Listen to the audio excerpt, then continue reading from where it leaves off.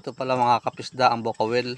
Bukawil kasi ang tawag nila rito sa Leyte. Nanguha si Nabaldon kanina kasama yung ibang mga bata. Mukhang matanda na ang ibang bukawil mga kapisda dahil kinapitan na ng oyster.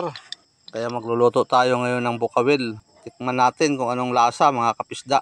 Matagal na kasi hindi ako nakatikim nito mga kapisda. Kaya ngayon matitikman na natin pag naluto na itong bukawil.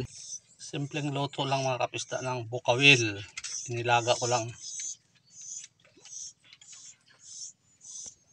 Ayan, nakasalang na. Kakainin ko na yung bukawil dahil luto na. Yan o. Tingnan yung mga kapisda yan. Ang laman. Wow. Nahugot lang. Tsaka paksiw.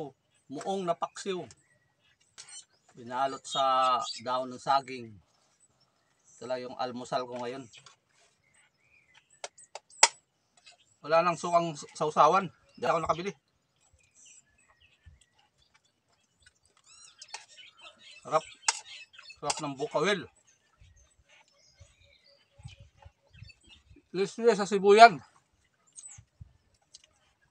Dami kong kanin ah. Walang malalaking isda ngayon. Magtsatsaga muna sa maliliit na isda.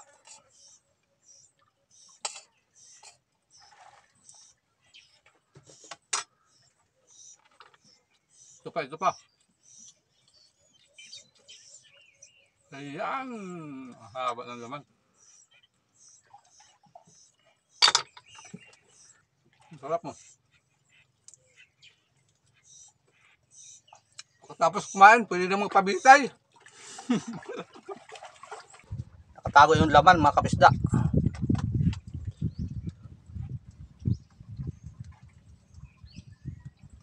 Ayan, bukawil. Nakatago yung laman, kaya kailangan sungkitin. Ito na mga kapisda. Oops. Dahan lang sa paghila. Dahan. Oh, ang haba ng laman. Laki ng laman, no?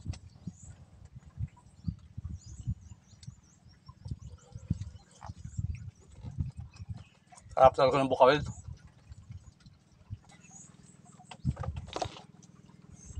Oh, wala ng laman to.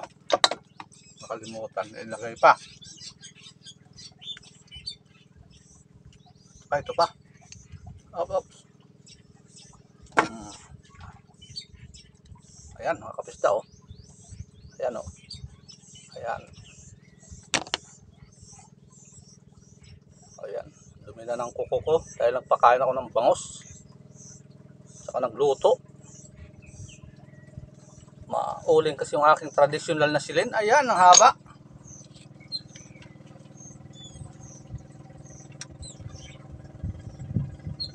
Grabe. Dito tayo kakain sa taas kasi may halo ng buhangin yung pinakadulo niyan.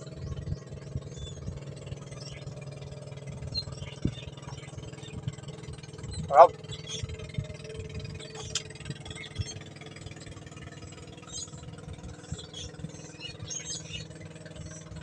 Solve na solve talaga ka mga kapisda. Sarap pa sana ito adobo. Kasi matrabaho na. Ang pinakasimple, lagat na lang. Pagkulo, pwede nang kainin. So, yun lang mga kapisda. Tapos na ako kumain. Ubos ko na yung 12 pirasong bukawil. Hanggang dito na lang yung aking video. Sana huwag niyo kalimutang mag-like, mag-comment, at saka mag-subscribe na rin dito sa aking channel.